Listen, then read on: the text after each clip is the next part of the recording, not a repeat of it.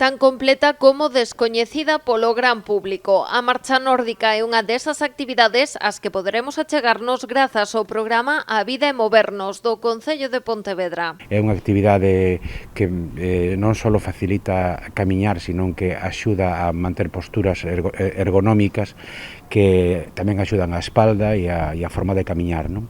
Por tanto, creemos que encaixa perfectamente nesa visión que nós temos da actividade física, que é sempre unha actividade física para todos e para todas. A Facultade de Ciencias da Actividade Física e o Deporte da cidade acolleu unha nova xornada dedicada a esta actividade. Da man do coordinador Ricardo Angueira tiveron o primeiro contacto cos aspectos máis técnicos. Vamos a convertir o feito de camiñar nunha actividade moito máis completa, porque vamos a utilizar os bastóns para impulsarnos. Polo tanto, vamos a involucrar a parte superior do corpo en cada paso que damos. Vamos a consumir máis calorías, vamos a mellorar a nosa postura corporal e tamén hai unha mellora na saúde cardiovascular. E calquer persona pode practicar, é dicir, é totalmente accesible. Unha actividade moi completa e, como explica Angueira, apta para todos os públicos. Incluso é recomendable para aliviar os síntomas de patoloxías como o Parkinson.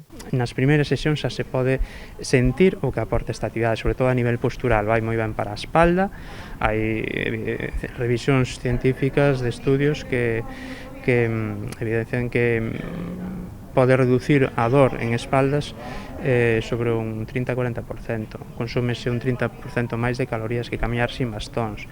Mellora a coordinación, o equilibrio. Entón, é super interesante e para todos os públicos. Nas xornadas participaron un grupo de mulleres da Asociación Española contra o Cancro e que as propostas enmarcadas no programa A Vida e Movernos están a ter unha gran acollida entre a veciñanza pontevedresa. Pero a idea é ir recuperando a xente que deixou de facer exercicio físico e tamén a que nunca fixo, para que poida sair da casa, para que poida relacionarse, para que poida volver a estar consciente, porque tamén é bo volver a sentirnos unidos, xuntos, volver a falar entre nós, volver a sorrir, volver a charlar mentras camiñamos, non? Recuperar esa sensación de comunidade que esta pandemia en boa parte nos fixo perder. Fernández animou a todos a inscribirse de balde nas 3 sesións de marcha nórdica que quedan programadas para este mes de xullo, o luns 26 e os venres 23 e 30.